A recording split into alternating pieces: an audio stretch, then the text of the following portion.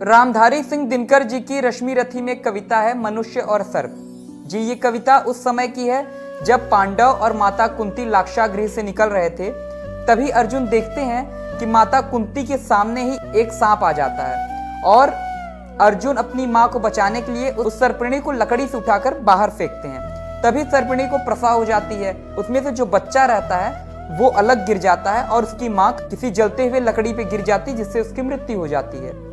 उसका बच्चा देखता है कि मेरी आंखों के सामने ही मेरी माँ का वध करने वाला अर्जुन है। उसके अंदर प्रतिशोध की भावना उबलने लगती है। वो सोचता है मैं अर्जुन को एक दिन मारूंगा, और यही बदले की भावना लेकर उसने कई सर्पों की सेवा की। उसके बाद बहुत सारा विष इकट्ठा कर लिया, जिससे वो अर्जुन के ऊपर उगल दे ताकि अर्जुन की मृत्यु हो जाए। और यही रामधारी सिंह दिनकर इस कथा में लिखते हैं।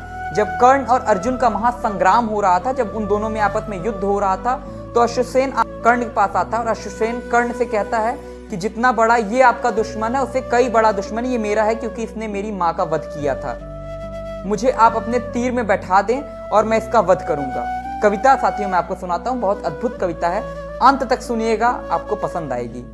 चल रहा महाभारत का रण, जल रहा धरित्री का सुहाग। चल रहा महाभारत का रण, जल रहा धरित्री का सुहाग। फट कुरुक्षेत्र में खेल रही नर के भीतर की कुटिलाग।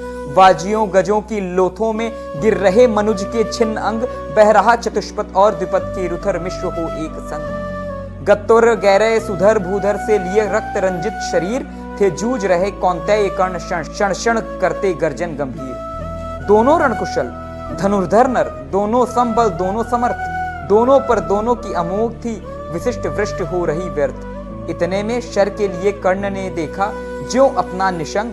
तरकस में से फुंकार उठा कोई प्रचंड विषधर भुजंग। कहता कि कर्ण मैं अश्वसेन विश्रुत भुजंगों का स्वामी हूँ। जन्म से पार्थ का शत्रु, परम तेरा बहुविधि हितकामी हूँ। बस एक बार कर कृपा धनुष पर चढ़ संख्य तक जाने दे। इस महाशत्रु को अभी तुरंत संपन्न से मुझे सुलाने दे। कर वमल गरल जीवन भर का संचित प्रतिशोध उतारूंगा। तो मुझे सहारा दे बढ़कर मैं अभी पार्थ को मारूंगा। राधे जरा हंसकर बोला रे कुटिल, बात क्या कहता है। राधे जरा हंसकर बोला रे कुटिल, बात क्या कहता है। जय का समस्त साधन नर का अपनी बाहों में रहता है। उस पर भी सांपों से मिलकर मैं मनुज से युद्ध करूं। जीवन भर जो निष्ठा पाली उसका आचरण विरुद्ध करूं। तेरी सहायता से जय तो मैं अनायास पा जाऊंगा। आने वाली मानवता को लेकिन मैं क्या मुक्ति खिलाऊंगा। संसार कहेगा जीवन का सब सुकृत कर्ण ने शार किया। प्रतिभट के वध के लिए सर्प का पापी ने सहाय लिया। रे अश्वसेन तेरे अनेक वंशज हैं छिपे नरों में भी। सीमित वन में नहीं बहुत बसते पुरुग्राम घरों में भी। ये नर भुजंग मानवता का पथ कठिन बहुत कर देते हैं। प्रतिबल के वध के लिए नीच सहायता सर्प का लेते हैं। ऐसा न हो कि इन सांपों से मेरा भी उज्जवल नाम चढ़े। पाकर मेरा आदर्श और कुछ नरता का यह पाप बढ़े। अर्जुन है मेरा शत्रु किंतु वह सर्प नहीं नर ही तो है। अर्जुन है मेरा शत्रु किंतु वह सर्प नहीं नर ही तो है। संघर्ष सनातन नहीं शत्रुता इस जीवन भर ही तो है। अगला जीवन किस लिए भला तब हो द्वेषांध बिगाड़ू मैं। सांपों की जाकर शरण सर्प बन क्यों मनुष्य को मारूं मैं। सांपों की जाकर शरण सर्प बन क्यों मनुष्य को मारूं मैं। जा भाग मनुज का सहज शत्रु मित्रता न मेरी पा सकता। मैं किसी हेतु भी यह कलंक अपने माथे पर नहीं लगा सकता।